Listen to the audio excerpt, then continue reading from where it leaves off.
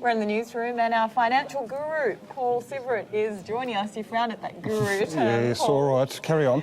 To talk about our state's debt, unfortunately, and it's expected to be more than $85 billion, apparently. Campbell Newman says drastic changes are needed. Where do you start? Well, it could be more than 85 billion, which is what we're projected to peak at. And Newman's already flagged that he's going to make a number of spending cuts across the board, which will involve staff cuts, some program cuts. But what we're going to find, Amanda, is a lot more detail, we hope, will emerge on Friday when Peter Costello hands down the preliminary review of state or audit of state finances. We should know a lot more then. All right. Do you think this is Newman's, I guess, plan to soften the blow in terms of, obviously he's already made measures, he's cut jobs, etc. Do you think it's kind of a bit of a, hey guys, heads up, we're in trouble? Look, some of it's softening up for the inevitable changes and cuts that most incoming administrations come. I mean, personally, I actually can't remember the last new government in Australia that didn't manage to find a black hole that had been left by the previous one.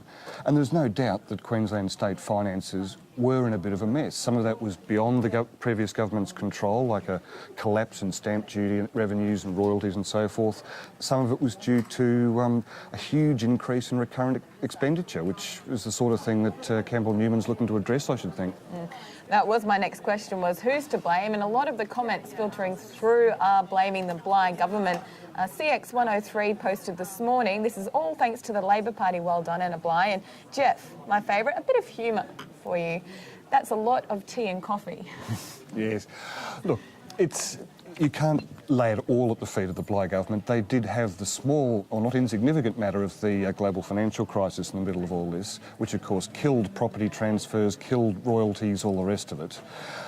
However, over the 12 years of Labor, there was a chronic underinvestment in major infrastructure such as power networks, water grids and what have you, which necessitated a very big and very expensive catch-up, which is where some of that debt comes from.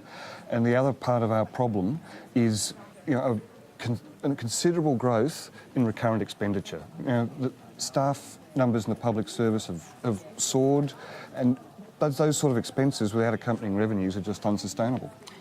This may sound like a silly question, Siv, but is debt really such a bad thing? Debt in itself is not a bad thing. Everyone has debt. Households have debt. Businesses have debt. They borrow to expand. I mean, that's using borrowed capital, capital to invest. If you're borrowing just to fund your day-to-day operations, like putting your groceries on the credit card, that's not such a good thing. But debt in itself is not a dirty word. All right. The interim report, as you said, is due on Friday. What can we expect? Oh, I'll leave. Look, we can expect... In a nutshell, please. We can expect the inevitable black hole.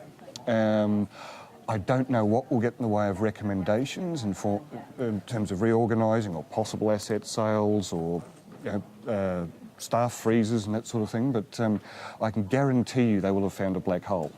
All right, well, that report, as I said, is due out Friday, and I'm sure you'll be running your eye over it, and we can expect some brilliant analysis. We can talk on Friday afternoon. Sounds good.